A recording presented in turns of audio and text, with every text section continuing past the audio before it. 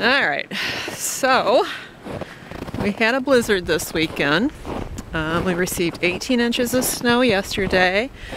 Yeah, I know this is just what you guys want, is another video on snow, but you know, that is, it's such a part of our life up here. You know, we have like a snow capital record on this peninsula. They don't have this measuring stick that goes up, I think it's like 31 or more feet, and they live to measure this stuff on a daily basis. Okay, so this is life for us, so I just want to share our life with you, and that means snow. Here comes Daisy. What do you got? What do you got, huh? What do you got? Oh my goodness, what do you got? All right, so I don't know, what was I saying? I know, another video on snow, but sometimes there's just not much more to share than the fact that we got more snow. So we had 18 inches yesterday, and we only got a total of 20 this weekend. We had winds of up to 60 miles an hour, which of course set the snow. The boys came in and said it made them feel like they got 5 foot instead of less than 2 feet. The blizzard lasted from yesterday late morning to about 1 o'clock last night. Most of the town shut down. Oh my goodness.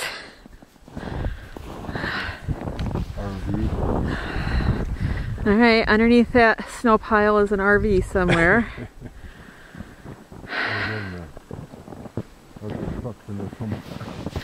Yeah. Oh, there's an antenna. Yeah. Hold on, let's see if I can zoom in on it. Sure enough, there's the antenna. Oh my goodness. Looks like the snow apocalypse. Where the scoop shovel is. Yeah. That's where I stopped walking and started shuffling. The boys are warming up. Let them come and do their turn at it, and you come warm up. How are your feet? It's starting to get cold. I don't know if I can. Yeah, I don't know if I can. I wore the wrong skirt. The skirt I had on this morning. Yeah. The snow doesn't stick to it at all, so it wasn't wet.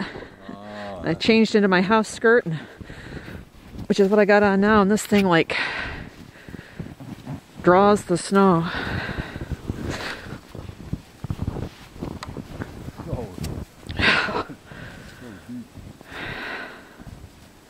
Has any cars been down the road? Oh yeah.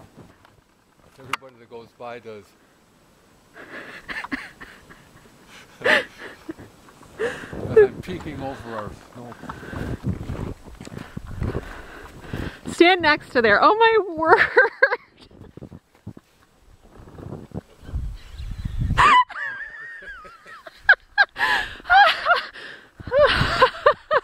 That's why people go by and go.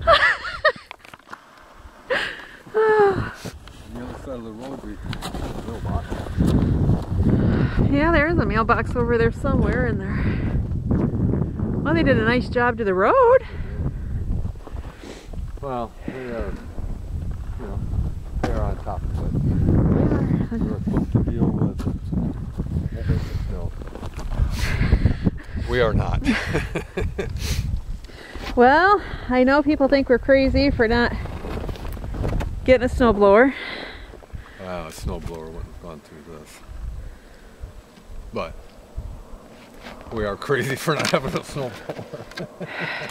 You've done this by yourself? Yep. I don't know how long it's been out.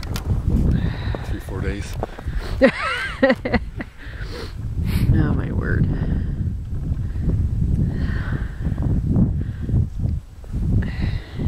Well, baby, living your dream. Living your dream. Living the dream.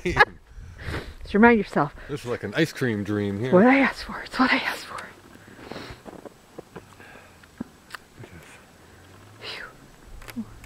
I'm glad we didn't have to go anywhere.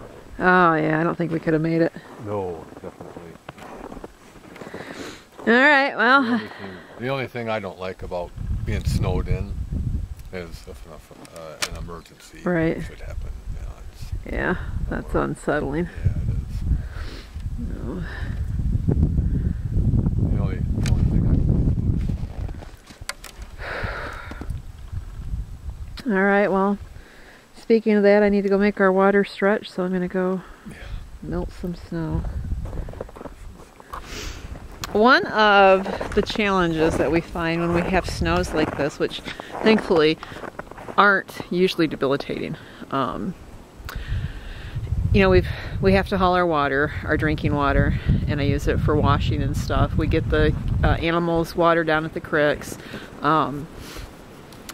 but we have to, like right now, we usually get water. We get water a lot, but we didn't make a trip this weekend. I think the last trip they made was you guys got water Saturday. Yeah, okay. So I got to make sure we have enough drinking water. We have about 10 or 15 gallons of drinking water. But I have some dishes to do, and so we're going to take advantage of the bounty that we have right now. Since we have animals, dogs, we want to make sure that even though we're going to melt it and it'll be nice and hot, that our snow is clean.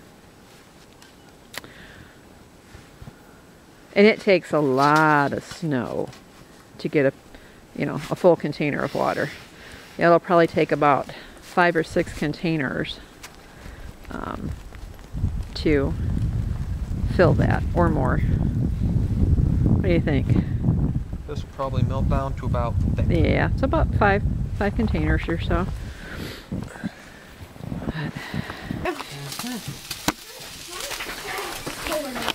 Oh. Snow. How does that song go? So I said I don't know how it goes. Snow, snow, snow. I refuse to take Won't be long until we'll all be there with snow. Bing would be proud. Mary Clooney, not so much, but Bing would be proud. Here is our normal footpath. There's my clothesline I had on video the other day. It's about 2.5 foot from the snow. I know I'm going to sink here above my boots. Maybe not. Oh yeah. Oh, that's cold. Oh, that's cold. Let's take a different route. Ron's got a path to the generator. He was out at midnight last night. RJ had the generator going, so I was working on some stuff online. He's gonna come back at 11 and turn the generator off for me, and he didn't come back. And midnight's coming around. I'm getting worried, thinking, well, did something happen up at their place? And I went up and got Ron up, and he went out and went up there to make sure they were okay, and he'd just fallen asleep. So Ron went ahead and came back here and shoveled again the path back this way to turn off the generator, but it's all closed in already. The generator is way down there. Usually this is level ground. I'm kind of snowblind here, so I'm not sure what I'm getting pictures of and what I'm not, but this is the back of the house, and that's my kitchen window that's usually quite full. See all the way out.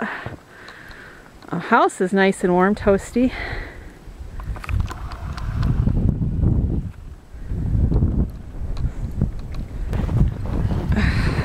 Alright, Mama's got to go clean out her boot. I'll try to come back out. Yeah, so much for Ron taking a week or two off. He was out here in the blizzard for about 3 hours yesterday, choring and shoveling and trying to keep paths clear. What I've accomplished looks good, doesn't it? Wow. And I suspect keeping him in the house today will be minimal. Alright, now that I got the snow out of my boot and I can follow my husband's path, the dogs scare me, without getting all snowy, I want to talk about his boots. Had a few people ask about what type of boots the guys wear. and I'm going to show you. Okay, so these are, can you tap off the... That's probably wore off. No, I mean tap off the snow. Okay, so these are muck Arctic. I see that.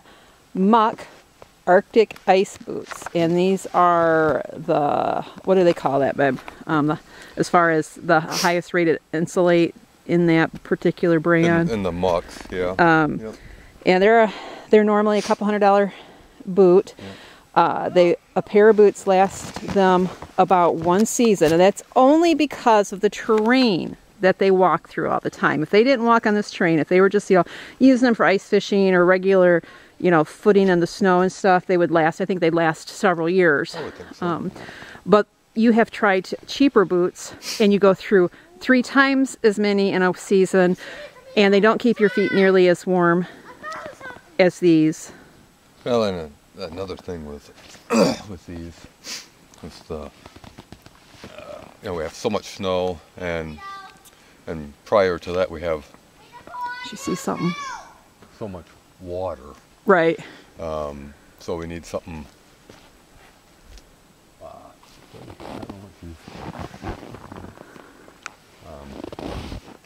So we need something, waterproof, high, instead of wearing, waders or hip boots or something like that. This is a good alternative to that. So, I guess for this type of lifestyle, the price far is worth the benefits of what you receive. Yeah, I think so. Yep. So I'm sure there's a lot of other good boots out there that But this is what we've used. Not like my mucks. The kids have liked their mucks. Zebulon has had last winter. Josiah's always liked his muck boots. RJ, he actually started wearing them before you years ago. Yep. Downstairs. But not the Arctic. He just wore the regular mud muck. Mucks, yeah. And when we came up here, you guys switched to the Arctic, all 3 of you. So, and for kids, just because their feet grow so fast, Lord knows their feet grow fast.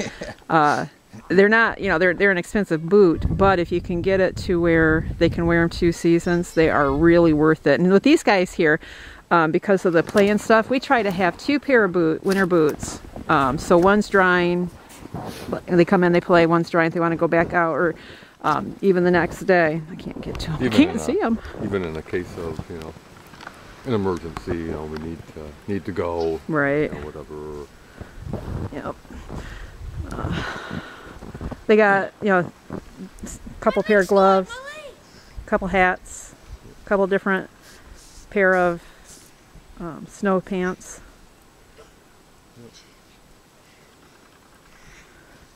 And not one single video game. Yeah. What's going on?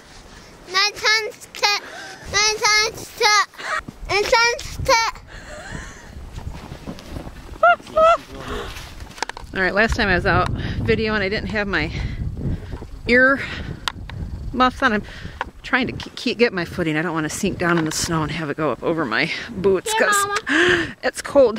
Oh, oh, thank you, sweetheart. You're such a gentleman. Yeah, let me pull you into the snow.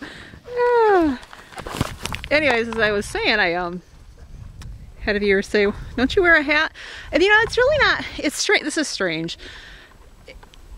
We are in one of the snowiest parts of the UP, but it's not the coldest. Although it's cold. I mean, it gets cold. Like right now, it's minus 1 degree, but the real feel minus 28. But it doesn't feel like that. It's it literally Ron's out here in a sweatshirt. I can't. Where'd you go? I missed you. I can't see you. Wave your shovel. Okay. He's just in a sweatshirt. Yep. Are you cold? Not even a little bit. And here you guys all are in your thermals there. Anyway, so today though, it is colder than it was last week. And so I did put my earmuffs on. That's our dog Molly. Say hi, Molly. Hi, Molly.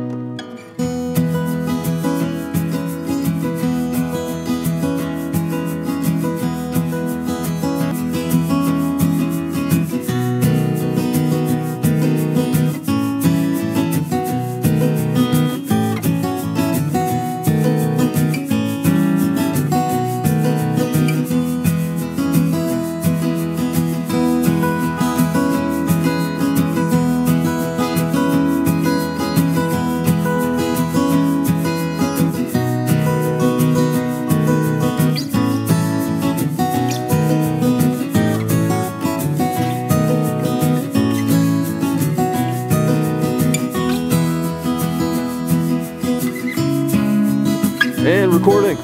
Finally got water. Let's see. Let me get down there. I started digging here. And, So what, about your neck? yeah, I had to go down a good, 4.5, almost 5 feet to get to it. Now comes the fun part.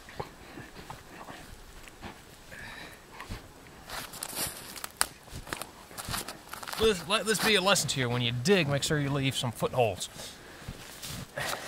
Because I didn't. I still say a flamethrower. And I made it. Well, that was easy. That was disappointingly easy. I felt like a walrus trying to flop onto the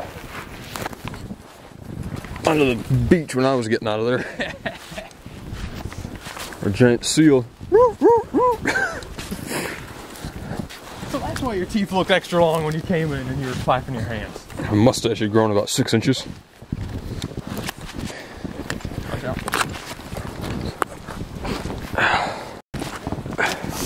Forward. I want a pair of snowshoes with skis on the bottom.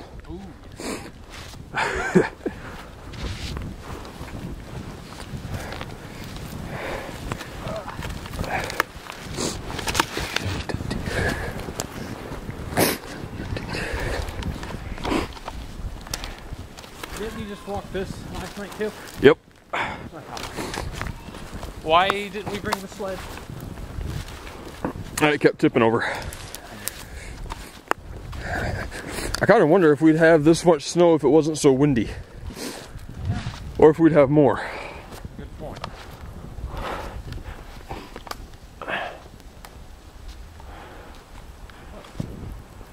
Come in here.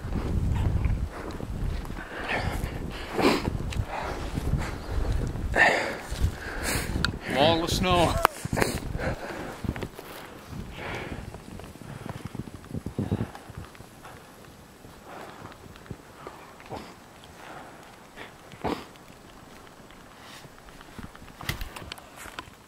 Maybe 2.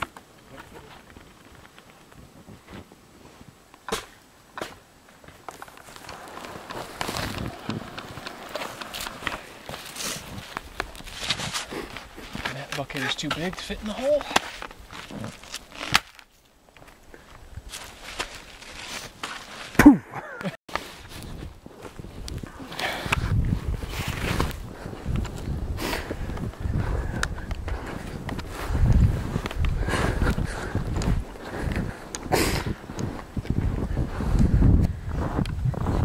It's the snow! It's the snow! Oh my goodness! Collar. Come here, Daisy. There you are. Find it. All right. Bring it here. Out. Out. Let me have it. Good girl. Each time you throw it, it just gets bigger. Yeah. Come on. Over here. Okay. You ready? Oh, poor thing. Say, Daddy, that's mean. That's mean. I'm on my way up. Bring it here.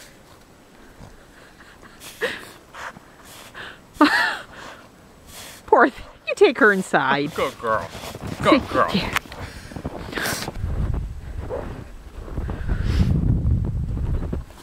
You know that video I put out the other day of older homesteaders and taking care of their health. It's important. It's important because there will be things that you have to do. You have no choice but to do, like this. This is something that has to be done. And he'll go until one of the boys rein them in. They've been doing their own work. They've been out getting firewood and doing some other clearing. This is actually the best spot to put him because he didn't have a lot of walking over things like the hauling the firewood and stuff. So he got to be in one spot. But you know,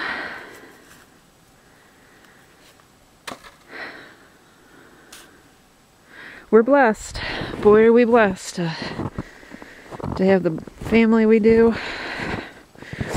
Would we have done this on our own? Yeah, but we'd have definitely done some different things, and I think that's okay if that's what you got to do. Not doing those things, we're not doing them because, you know, we're totally against them, but it's like when he says when sometimes we have to plug in the string of Christmas lights because maybe the kerosene's getting low. He hates those because that's not what we want. We do it because that's what we have sometimes, but it's the experience. The experience we're after is a more primitive pioneer experience, and that's pretty much what we got.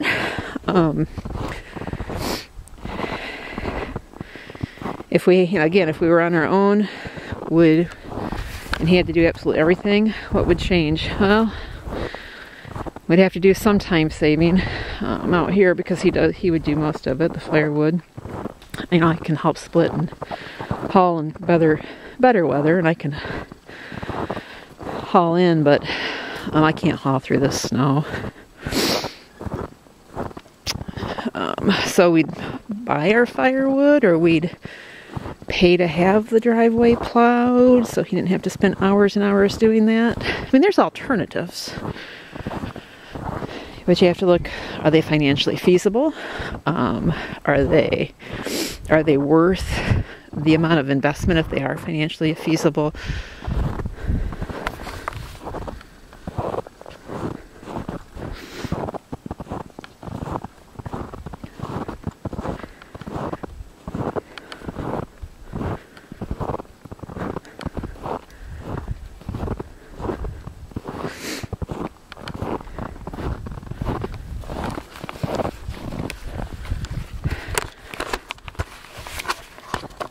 You know, we're all each called a different path. And we have to make those choices with the information that we have and the resources we have, and, you know, also what's in our heart.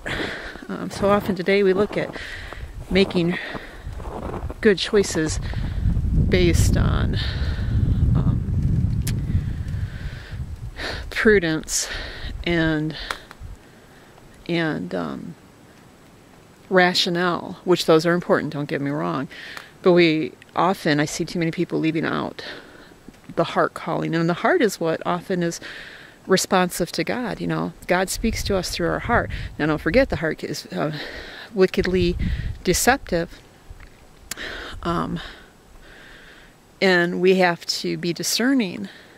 But we can't reject dreams if we feel that they are impressed of God. We have to trust and move forward and know that, you know, He's going to be with us through it.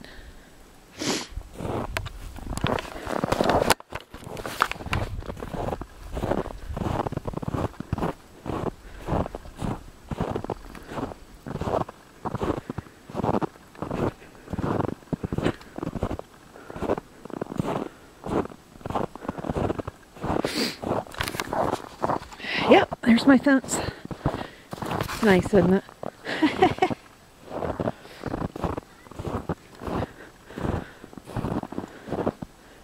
Kids' igloo got covered. Is no more right now.